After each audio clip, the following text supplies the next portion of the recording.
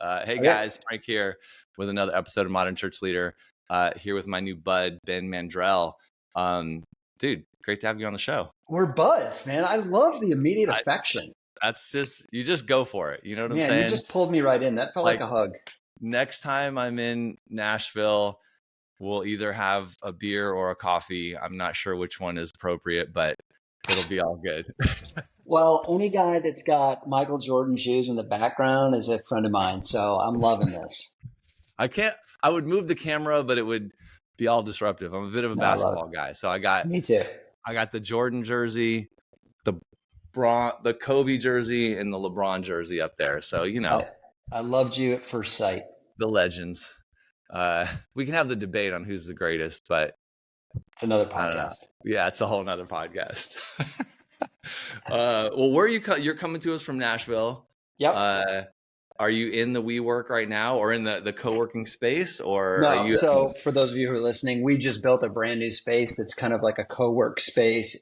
Nobody has their own office. Everybody comes in when they want to have meetings, but it's a very flexible space.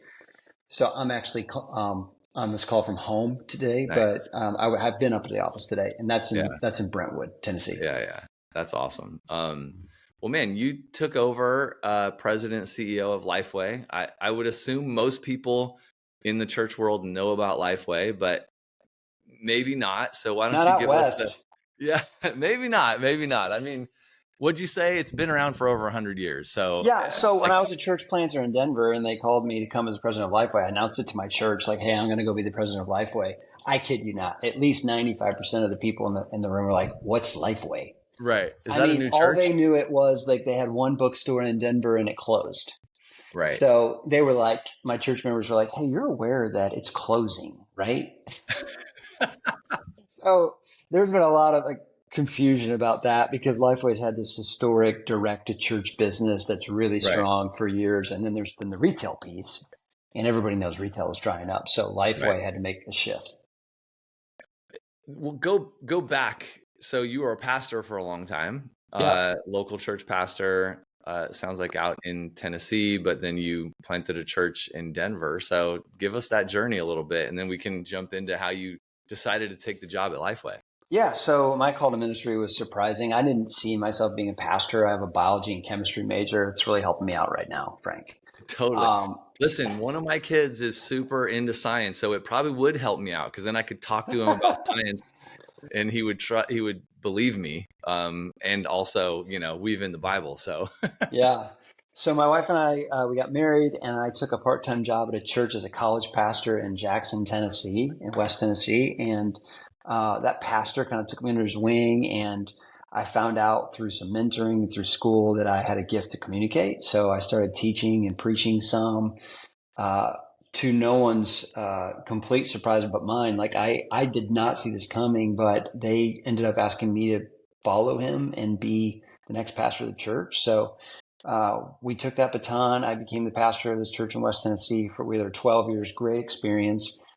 But then we really felt like, okay, our kids are 9, 8, 7, 6 years old. If we're ever going to do something missional and kind of crazy, like you only live once, now's the time. So we investigated church planning. And I ended up signing on with the North American Mission Board to plant a church in Denver, Colorado. Okay. So cool. We were NAM planters, planted a church in near Golden, Arvada area. And the church did really well. Started out as a Bible study in our basement, protested by the HOA. Then we moved into an elementary school, then a high school. And then we finally moved into an old restored Walmart building that we just redesigned. It was a beautiful space. That's cool. And we weren't there in that space 6 months before God brought this really heavy decision about, okay, Lifeway's pursuing me as president. Is this something we want to consider? It's a unique once in a lifetime opportunity, but man, we had just planted that church 5 years prior. It was really early. Yeah. To hand that off. And you're 5 years in, it sounds like it was growing. So you're having a lot of fun and you're watching it, flourish.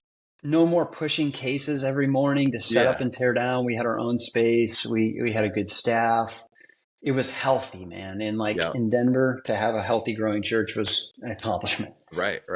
So it was really hard to answer the call of God to come back to Middle Tennessee. And so my wife and I started a podcast too. It's called The Glass House. And in this podcast, we just talk about like some of the very unique challenges of being in ministry, and like calling is a big piece of that. Right. Like knowing where you're called and how to deal with transition in calling, like those are big questions. Yeah. So that's Yeah. a little bit about how I got to Lifeway. Reader's Digest. Did you enjoy moving from Tennessee to Denver? Absolutely, I did. Yeah. Yeah. My wife would say it took her 35 years to get home. Like it's such a sincere outdoor environment, which are her two favorite things, sincerity and outdoors. Yeah. And we just loved the people. We loved our neighbors. Like we really got into neighboring and built strong relationships. And like even today, like I miss the church, but I miss our street more. Yeah. Like we just made really great friends, like that were non-religious people, but it just became a big part of our life. Right. And you had those kids in those ages. So it's like, totally. The kids, if you had others in the neighborhood, man, that ties you in. Yeah. And if they have friendships in the neighborhood and all that kind of stuff, I totally get it. We still live out in San Diego, but our first house, we were on a street like that, and we were there for 10 years. And I don't know why we left, but we did. But once you don't have it anymore, you realize what you had. Yeah, it was a great neighborhood. So church is going well. You get the phone call one day, someone DM'd you like, "Hey, you ever heard of Lifeway?" Yeah, I get a voicemail of like, "Hey, give us a call. This is such and such from the search team for Lifeway Christian Resources, and we have a couple of questions about a candidate." So I go up and I tell my wife, I'm like, "Who in the world do we know that's a candidate for Lifeway Christian Resources?" And she was like immediately like, she's like, "I guarantee you it's you." Like, yeah, like, that's no, clever. That's no way. It's a clever way to get a call back. Yeah. So I called back. I had in mind who it was, and sure enough, my wife was right there. Like, "Hey, it's actually you. We have some questions for you. We just didn't want to raise any suspicion. Like if somebody else was answering your email or your phone calls, or whatever." Right. So I ended this conversation with them. I obviously have a lot of thoughts about local church, and it wasn't a hard conversation to say, "Hey, here's how I see it. Here's where it's going from my perspective." And one thing led to another, and I was just like deeper and deeper into the process. I got asked to enter into the final 3 candidates. They asked me to fly to Dallas to do an interview. I'm getting on the airplane and my wife says to me, "Now there's a 66% chance you're not getting this job," right? Like at that point, we were both still like, there has to be a ram in this thicket. God's not going to actually do this. And it was me and 2 business people is my understanding. And I was only pastor. So I went into that interview. It kind of makes sense, right? Like, yeah, it does. From it's more, I would assume Lifeway is more business than church, but it's serving the church, but from a running it and just what all that looks like. So it makes sense they were looking at business guys too. Totally.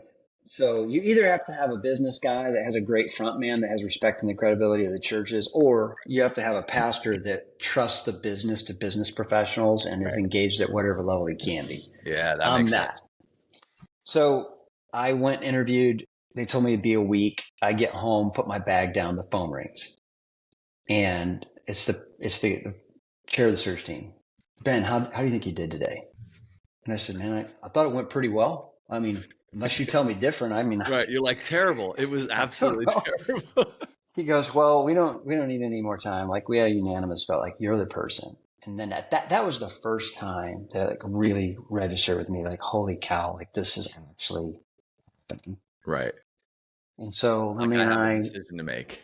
Yes. Yeah. My wife Lindley and I then went through like a real season of like, okay, are we ready to make this decision? And we had gone back and forth on it so much, and we were just like, okay, let's do it. You only live once. And it was a lot harder than I thought it would be. Leading the church was harder than I thought it would be. Starting over and learning how to be a president of a corporation was harder than I thought it'd be. It humbled me to no end. Yeah. Yeah. I could only imagine. I mean, going through transition, your kids were now what? You had a teenager, high school, middle schooler, yeah, and an elementary at all 3 stages going on. Yep. High school, leaving high school, like what was it like to process with your wife and then with your kids to make a move like that? Yeah, that's a good question. Like, I know every family does this different, but what we did for the second move is we set every kid down individually, and she and I privately had said, if any kid opposes no question asked, we're not doing it Right. because we're happy where we are. And we're not going to, I don't Right. want to spend the rest of my life with one of my kids saying, Dad, you ruined my life. And Hmm. we, at that point, weren't feeling like 100% direction from God either way. We kind of felt like God was saying, like, make a choice. So each kid, one by one, was like, Dad, we think you should do it. Like, you realize this is like moving back to a new city, starting over again. And they all felt like, yeah, let's do it. So we did it. Like, and that Wow. was so key because, man, if I had to bring them dragging and screaming, that would have been awful. Oh yeah. I know guys that I'm have done that, but I don't even know your kids, and I'm impressed with them yeah, because that was impressive. the fact that they were like, let's do it, that's crazy. Like I have Yeah. three as well. And we moved schools. Uh, well, we went to a different middle school than they were expecting, and you know, their the first reaction is always like, no. Why would you do Yeah. that? But here's the hard thing for people in ministry is like when you go to a new place, it is such a bittersweet experience. I mean, for a couple of years, you literally are grieving the loss Right. of friendships, community. And no one tells you this, but like when you leave a church, you can't talk to those people much for a while. Mm-hmm. Mm-hmm. You can't continue to engage them about what they think about the search process, what they think about the new pastor. Like that's not healthy. Right. So you kind of lose all sense of community for a while. Like you're just roaming. And then you go to a new organization or a new church, and it takes you a couple of years to figure out who here is even bought into your Right. philosophy, your leadership. Right. So it's a really transition in ministry is particularly hard. Yeah. Yeah. Yeah. Yeah. I mean, whether you're doing like you did, going from a church into corporate, or you're just going from one church to another church or something like that, like, or Yeah, you're in a church and you're planting a church, or, those are all different kinds of transitions that totally. And you're going to when you're feel that. leaving a church, if you act excited to be going to the next church, well, how does it make that church feel? Like it's Right. just really, it's wonky. Yeah. Yeah. A lot of interesting dynamics to sort through. What was it like? So now that you've decided the kids are on board, sounds like wife was on board, and you go and make the move. So what was it like to go from the church world to the corporate world? Hard. Our lives were so interconnected with so many other people's lives. When you're a pastor in your ministry, like, and I mean this, like, it's just the best thing about being in ministry is that your lives are just so interconnected. I mean, you're Yeah. seeing the same people every week. You're marrying and burying and doing life together. You're getting to know their spouses, their kids. Your wife may not be paid on staff, but she's honored as if she were. Like it's Hmm. a big it's a team deal. Then you go to a corporate setting and she's not invited to anything that I go into, not one Right. room. And then, I work with all these great people. I've never met their spouses. Right. I try to organize something. Hey, let's all get together. They're like, what? We already have churches. Like, why would we do that here? Like, Right. Yeah. it took me a couple of years to realize that they don't need a pastor. They need a president. And it took a while for me to make that transition. Yeah. Yeah. What's the difference? Oh man, a pastor is somebody that's expected to be there when you're in your ups and downs of life. Like for example, when I first got here, one of the first things I did was make a list of all the employees I knew who were suffering. Right. And man, I just want to stay close to them. I want to make sure somebody's walking with them. And that's Hmm. believe me, that's still something we try to do at Lifeway, Right. but Yeah. that's You're not like, really what that's I built was. into me. That's like who I That's what am. I remember the first executive meeting. I had a sheet. It was like a pastoral care sheet, and they all looked at me like, "What is this?" And some of that was they needed to learn how to be pastoral leaders, but some of it was also like I needed to adjust and recognize that all these people have a pastor. Right. And so just making that adjustment. And honestly, like that's what we talk about in the glass house is our marriage went through a really tough season because Lindley didn't have a place anymore. Hmm. And I was amped up with the adrenaline rush of leading a new organization. And she was Yeah. home every day trying to figure out what life looks like. Like what to do. No friends yet, no local church community, not like, or establishing all those things brand It new, was right? hard. Yeah. No, I could totally see it. And you have a mission, and she's over there going like, I don't have one. We used to do this Right. together. Yeah. And I didn't inherit like an organization moving up into the right. Like I inherited an organization that was in a tough spot. Like Right. they just closed all these stores. There was a lot of fear in the water. So I had a lot of work to do to try to encourage people that there was a new vision for Lifeway. And it took Hmm. me a lot of hours, a lot of listening, a lot of time. So I'd come home at night, man, I was spent. And she hadn't had a single conversation with an adult all day. Right. Right. So it's just, it's Yeah. just hard. Yeah. But we're through all that now and thankful for that. Yeah. You're like, I just brought her to all the meetings. She's now, we're co-CEOs. She just shows up. Right. That doesn't work, by the way. It doesn't work. So, I guess transitioning into that, like, so Lifeway was in a spot, sounds like a tough spot, or in a spot where some things had to be transformed and changed. Where was it 5 years ago, and kind of 5 years later, where are you guys at today? Yeah, I mean, when I walked through the door, there was PTSD in the building because they had just spent 2 years trying to reimagine stores. Let's try to re-merchandise, let's rebrand, let's do everything we can to try to make stores work. And it was working for a little bit. There was a lot of hope in the air, and then Christmas season came. I mean, it just crashed. That was when Amazon was just really taking off. Yeah, I was gonna say, and all the while Amazon. Literally, that was the thought in my head as you were going. I'm like, and you got Amazon over here just going bananas. And traffic was way up in the stores, but purchases weren't. And that's what was happening. People were going, finding the book they want, ordering on Amazon. Yeah. And so we just knew it wasn't sustainable. So when I came in the building, the first how many stores, just real quick, how many physical locations did you guys have at that time? 174 scattered all over the country. Yeah. Each of those had a unique lease with the property owner that had to be negotiated and dealt with. It was a long process. Mm-hmm. But the first thought was, leaders were like, well, let's just take everything that we've had in the stores and throw it online. Let's just become an online thing. Well, that didn't work because people who walk into a store are not shopping for the same kind of things as for people who are online. And what we ultimately came to is Lifeway's play in the future is to understand church leaders and build things that they don't have time to build. Whether it's curriculum, whether it's great Bibles, whether it's fellowship cups to do communion, whether it's kids' activities, vacation Bible school, like all the stuff, especially small and medium-sized churches don't have the time to go and build themselves. We build it for them. Right. We have 100,000 kids in camp every summer because a lot of churches can't do their own camp. So we've gotten back to our original mission, which is to serve the church. And that's why Lifeway is really moving aggressively into a growth phase, I think. Right. So did you guys shut all those stores? Did you keep them? They're done. No, they were already actually all shutting down when I got there. Okay, got it. So all stores are gone, shut down, and so everything is happening online now. Yeah, and if you're listening to this podcast, I want to save you the email. Like, I miss the stores too. Okay, like you don't have to tell me. I love bookstores. Sounds like you've got a few of those emails. So every time I speak somewhere, they're like, "But when are you bringing the stores back?" I mean, It's just not part of the consumer mindset anymore. Too, like, I'm thankful Barnes and Noble's making a rebound. I love that. Yeah, but that's the only.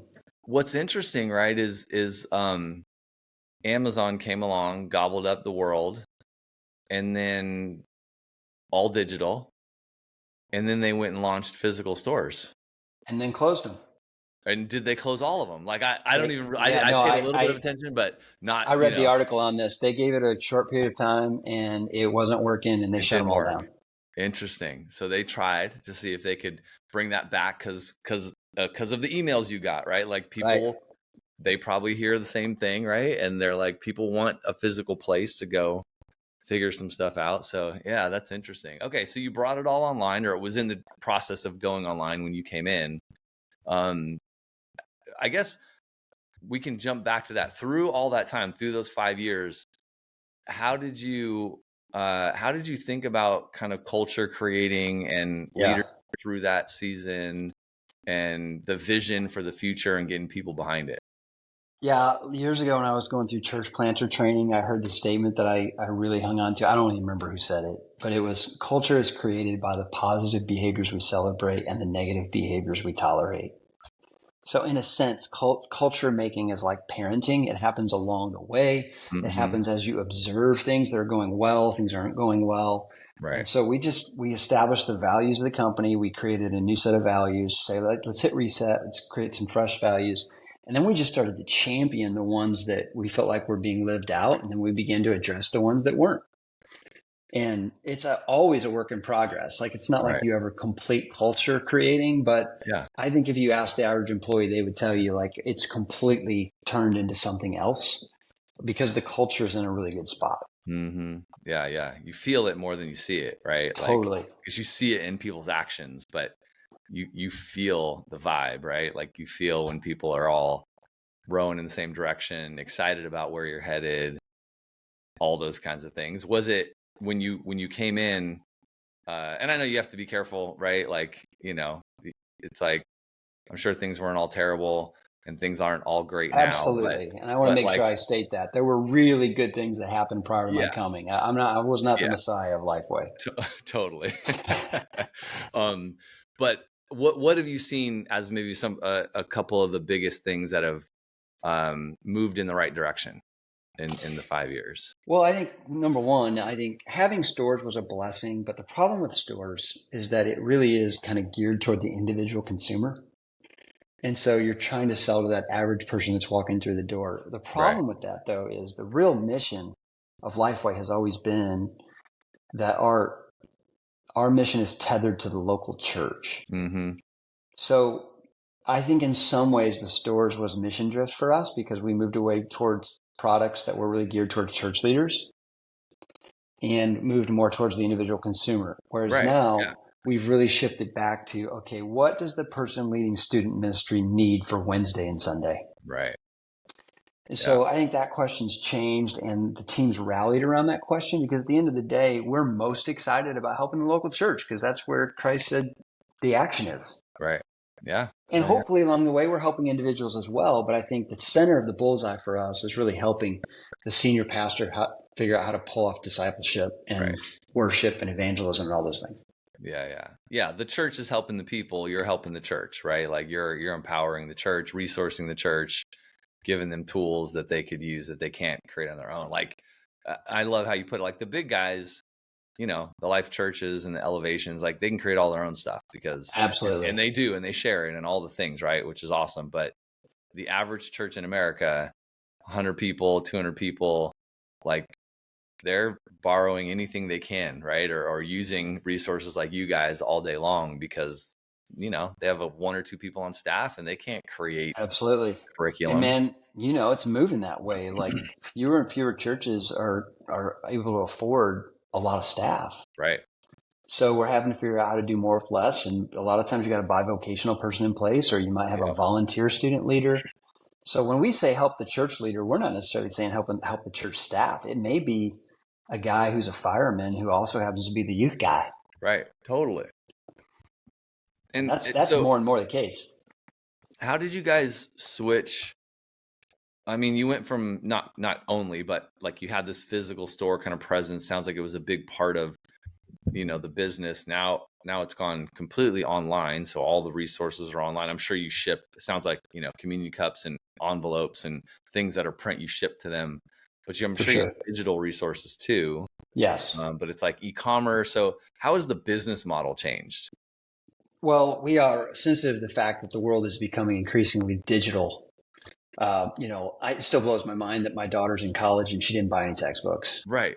Totally. Like all of her textbooks are online. Like I'm sorry, it still blows my mind. Yep. I remember going to the store to pick up my books, Totally, and spending $900. Yeah. Yep.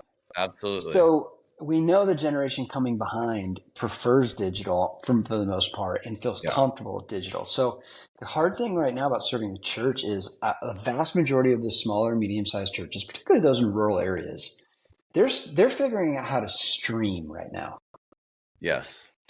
So they're still saying, we're not ready to leave the DVD. Like using their iPhone is how they're streaming, right? It's like, absolutely. COVID exposed like the number of churches that didn't even have a Facebook page. Yeah. Yep. So the church is just culturally, particularly the rural grassroots church, which is the majority of churches, technologically not on the front end, on the back end. So, but then you have churches like the ones you mentioned. They're like, why is this not digital? Right. Why do we have to buy this in paper form? So in order to do that in a sense of SKUs, how do you do that? Like, obviously, we'd love to deliver everything digitally. It would save us a ton of time and money.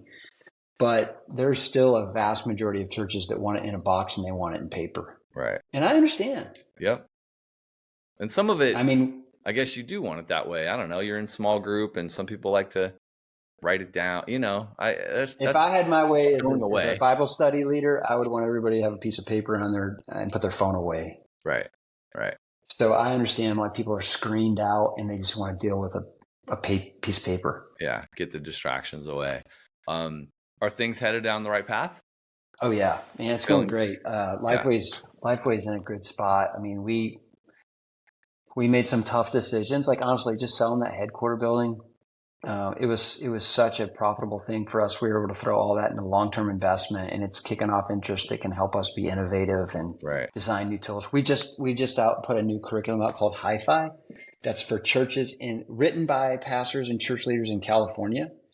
For churches who are in hard to reach places where kids walk through the door and they have no idea who Jesus is, or what the church is, or why these people are wearing fig leaves.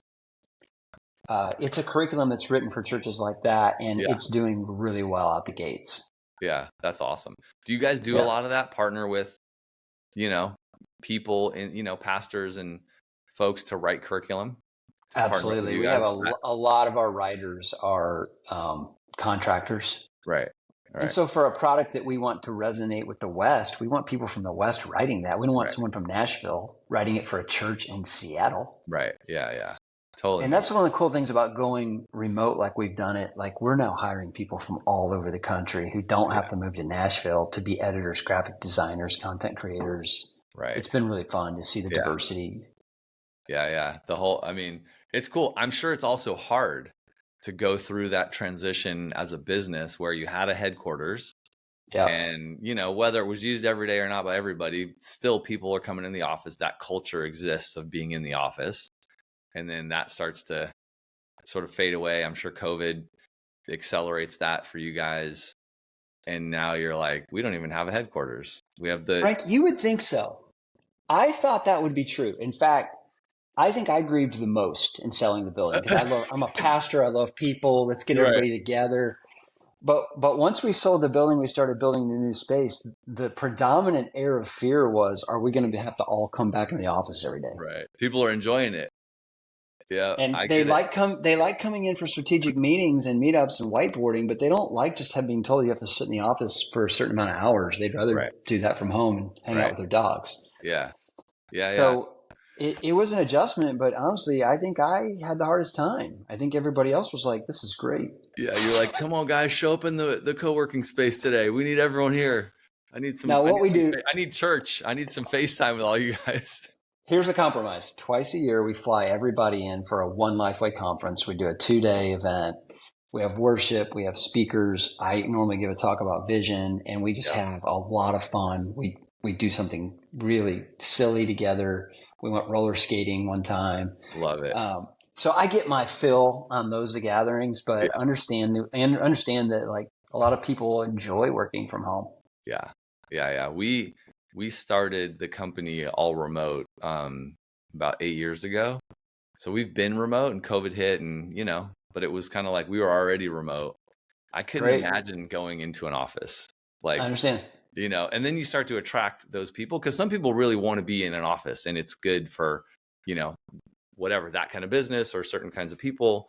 So you still need it. But once you're kind of remote, you start to attract the people that like to work that way too. So it keeps, And dude, what I love about it is it's really flat in the organization. Like I don't think we realize how much pretense it creates when there's offices with some are bigger, some are smaller, some have a view, some don't.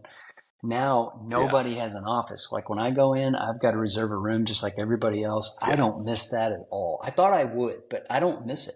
Yeah. Yeah. Yeah. That's cool. What's, I guess maybe as we wrap here a little bit, what's, you got the age of AI hitting and, we're talking about digital transformation. You guys are going through it. Churches are getting hit with it too, right? Like COVID and post-COVID, like kind of going digital and now AI is hitting, right? It's like the snowball that just keeps coming at us. How are you guys thinking about, how are you thinking about it as the leader of Lifeway and helping churches somehow you Well, know, don't do all don't this. we all have some mixed feelings about it? Like, let me speak positively about it because nobody wants to say nice things about AI right I now. love AI. I use it Okay, every day. okay. Well, in the church, there's this fear we're going to be No, run I by know. robots. But like, I just did an address to the team, and I wanted a couple of images, and it's always hard to find images like stock photos and things Right. like that. So our graphics guys just told AI to make me something. Dude, they were unbelievable Yeah. images, and I didn't have to pay for it. I didn't have to like give anybody credit. Like it was pretty cool. Yep. And they did it Uh, fast, right? They were probably able to bam. do it. You still had them. Right. You still employ these people, but like they have a superpower. They can go Yeah, do this thing like way faster. it was Um, cool. yeah. On the negative side, like I think that makes our graphic designers nervous. Like, Yeah. at what point do I get replaced by Right. a screen? Yeah. And then I just have questions about human creativity. Like, what happens to human creativity when we no longer are challenging ourselves to be creative? We have machines that do that for us. Like, Right. that makes me nervous. Yeah. Yeah. It's interesting. I mean, I try to listen to a bunch of stuff around this, and you think about like other technological advancements that were made, and then like everyone's fear of losing all the jobs, and you do lose those jobs, but a bunch of other new jobs crop up that didn't You're exist, right. and then there's more productivity going on, and there's more GDP created, and so I've heard that story numerous times in different ways, and I'm like, is that what's going to happen here? I mean, it sounds like this is one of those moments that I've not lived through one of those, right? In that sense, like I guess maybe like internet, mobile, some of that kind of stuff, but this one feels a bit different, right? Like it's gonna Yeah, I really, think it's lower risk for us as a Christian publishing company because normally, like when we sign an author, we've heard this person speak. We've probably read some things they've written before.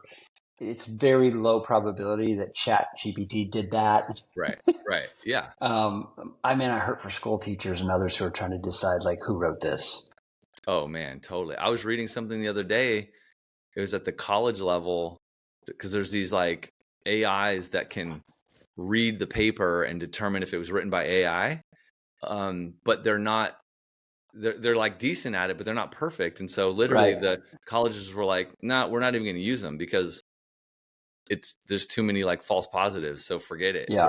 We're not even going to try to police it because it's just not possible right Yeah. now." I just think self-preservation is a powerful emotion. And I think a lot of people in the creative space are like, I don't like the feel of this. Right.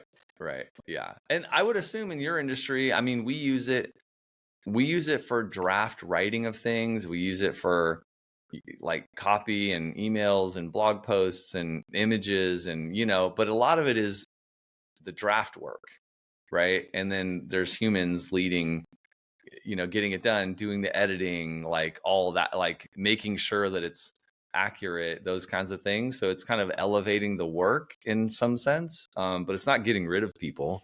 Their job is But just it does create some interesting ethical dilemmas. Let me give you one recently in ministry. Like, so somebody showed me how to do this AI summary of meetings. Do you use that feature? yeah, absolutely. Okay, We use it's one, incredible.